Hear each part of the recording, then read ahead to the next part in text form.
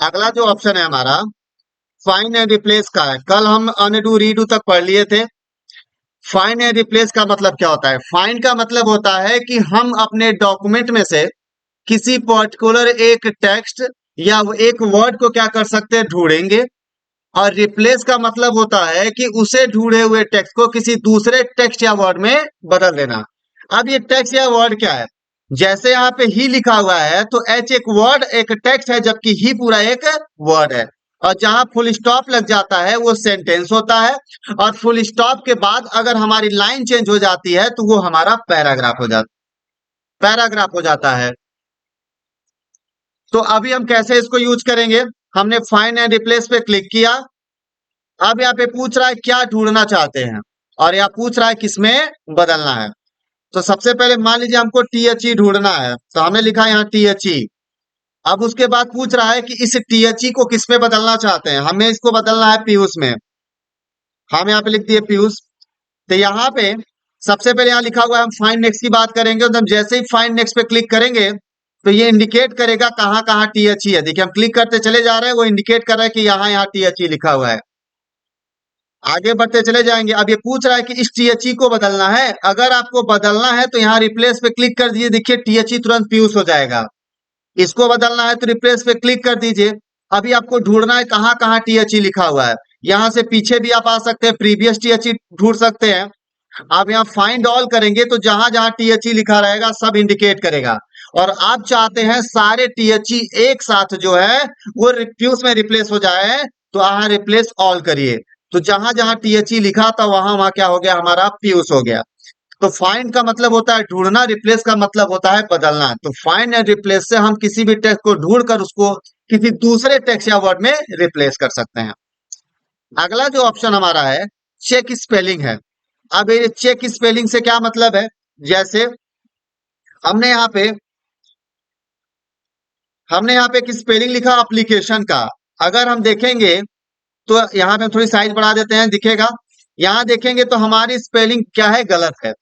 आप इसको सेलेक्ट करिए और यहाँ पे आइए चेक स्पेलिंग में। यहाँ देखिए शॉर्टकट की F7 भी दिख रहा होगा, तो आप F7 प्रेस करके भी सही कर सकते हैं। तो मैं सारा तरीका बता रहा हूँ। हमने यहाँ पे क्लिक किया, यहाँ आपको नीचे सजेशन शो करेगा। यहाँ पे लिखा हुआ है कि जो आपने लिखा है वो ये स्पेलिंग है, लेकिन इसका जो करेक्ट स्पेलिंग होता है वो ये होता है। तो यहाँ पे आपने क्लिक किया और यहाँ पे आप करेक्ट पे क्लिक करके जैसे ही ओके करेंगे आपकी स्पेलिंग यहाँ सही हो जाएगी। ये पहला तरीका है। कंट्रोल जेड करके हम पीछे आ जाते हैं। इसको सेलेक्ट करने के बाद हम अपने कीबोर्ड से F7 प्रेस करेंगे।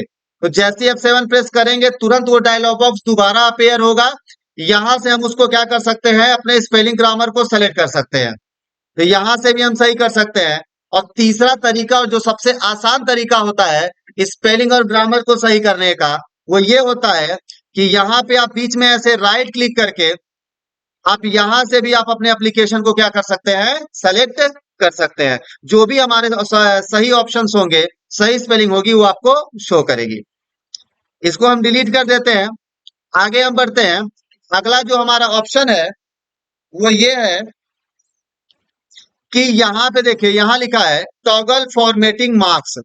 टॉगल फॉर्मेटिंग मार्क्स का ये मतलब होता है कि जहां जहां आपका पैराग्राफ खत्म होगा वो यहाँ इंडिकेट करेगा कि कहाँ कहाँ आपका पैराग्राफ खत्म हो रहा है। तो हमने यहां से यहां तक सेलेक्ट किया। जैसे हम इस पर क्लिक करेंगे तुरंत आप देखिए ये शो कर रहा है कि यहाँ हमारा पैराग्राफ खत्म हुआ है, यहाँ खत्म हुआ है और यहाँ खत्म हुआ है। तो जहां जहां हमारा पैराग्राफ खत्म हो रहा है वहां वहां ये मार्क्स क्या कर रहा है, शो कर रहा है। अगला ऑप्शन जो है हमारा टेबल का है। अब ये टेबल ऑप्शन क्या है वो समझते हैं हम। सबसे पहले हम कंट्रोल ए करके इसको पूरा डिलीट करते हैं। हम टेबल में जाएंगे और यहां से हम अपने जरूरत के अनुसार इस तरह से टेबल बना सकते हैं। हमने टेबल बना लिया।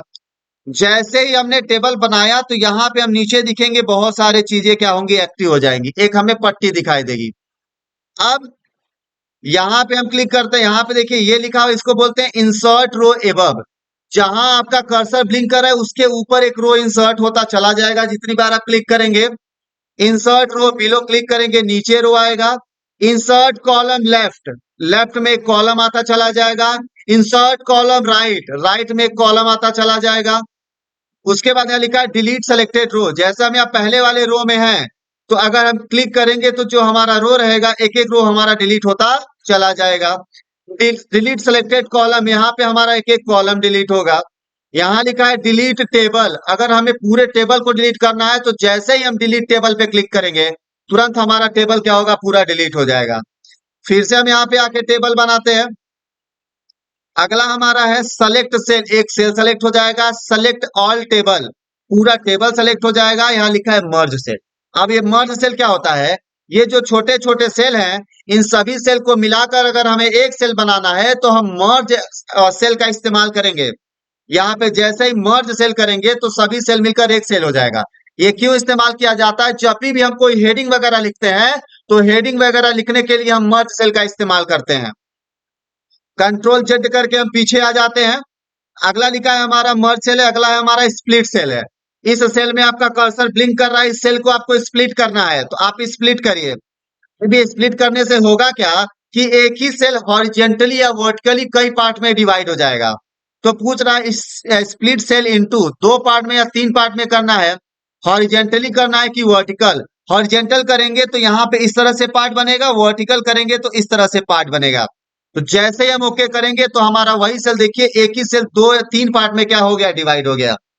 उसके बाद अगला हमारा है स्प्लिट टेबल है, उसके बाद ऑप्टिमम साइज है, ये सारी चीजें हैं। अब हम अलाइनमेंट टॉप है, सेंटर वर्टिकल है और अलाइनमेंट बॉटम है। अभी हमने यहाँ पे कुछ लिख दिया, यहाँ पे हमने लिख दिया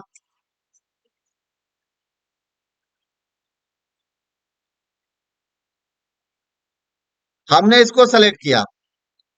यहाँ पे हम क्लिक करेंगे तो इस तरह से देखिए इफेक्ट पड़ रहा होगा। थोड़ा थोड़ा सा आपको इफेक्ट दिखेगा यहाँ पे, ज्यादा नहीं, थोड़ा थोड़ा अपने हिसाब से साइज वगैरह सेट होता है। अगर यहाँ पे आप अलाइनमेंट करते हैं, थोड़ा सा इसको हम बढ़ा देते हैं। यहां से आप इस तरह से भी बढ़ा सकते हैं, ऐसे इस तरह से ऐसे इसको आप इंक्रीज डिक्रीज कर सकते हैं। हमने इसको सेलेक्ट किया, यहाँ पे हम बीच में करना चाहते हैं बीच में हो जाएगा, यहाँ पे हम बॉटम पे करना चाहते हैं बॉटम पे हो जाएगा, यहाँ हम टॉप पे करना चाहते हैं टॉप पे। टेबल सेल बैकग्राउंड कलर, यहाँ पे जिस सेल को हमने सेलेक्ट किया है उसके बैकग्राउंड को बदलना है तो यहाँ से हम अपने टेबल के बैकग्राउंड को बदल सकते हैं। अगर आपको क्या है कि और भी कलर चाहिए तो यहाँ पे आ जाइए कस्टम में, तो यहाँ पे देखिए आप अपने कलर को अपने हिसाब से बना सकते हैं।